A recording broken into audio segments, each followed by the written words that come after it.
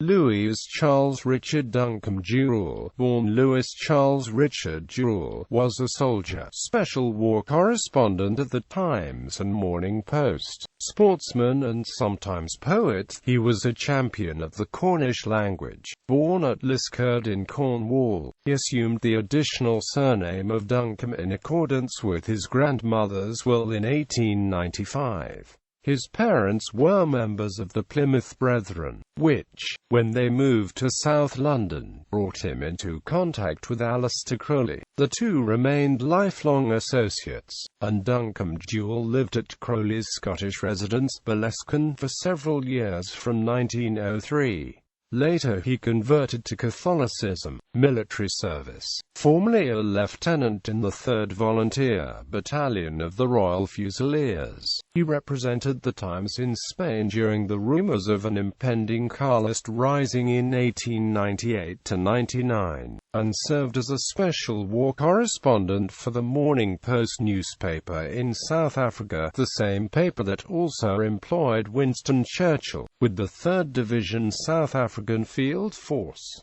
Writing career. Duncombe-Jewell was a noted historian, novelist and verse writer, and made numerous contributions to the Pall Mall Gazette, and many other publications of the period.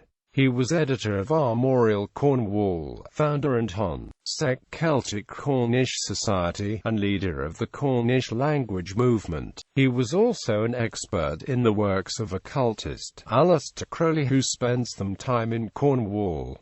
Interest in Cornish nationalism. In 1901 he founded the Cornish Celtic Society, and at the Pan-Celtic Congress of 1901 made spirited plea for recognition of Cornwall as a Celtic nation. He was a flamboyant individual who appeared at the 1902 Bangor Eisteddfod as the Cornish delegate, sporting a traditional Cornish costume of his own design. He was barded by the Welsh Gorsedd in 1904 and took the bardic name of Bardglass because he was clad from his tights to his cap in this colour. Also involved with Coethas Celtic was Henry Jenner, who later retired to Cornwall following a distinguished career as librarian at the British Museum. Together with Jenner, he was jointly responsible for Cornwall gaining its acceptance as a Celtic nation by the Pan-Celtic Congress of 1904.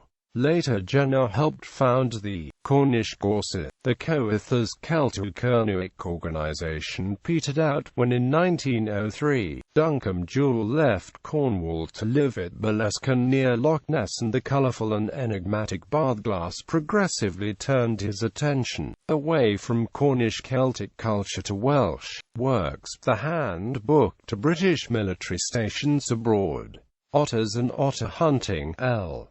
Upcott Ill, 1908. Wild Foods of Great Britain, Where to Find and How to Cook Them, George Routledge and Amp Sons Limited, 1917, ISBN 0-9047274991.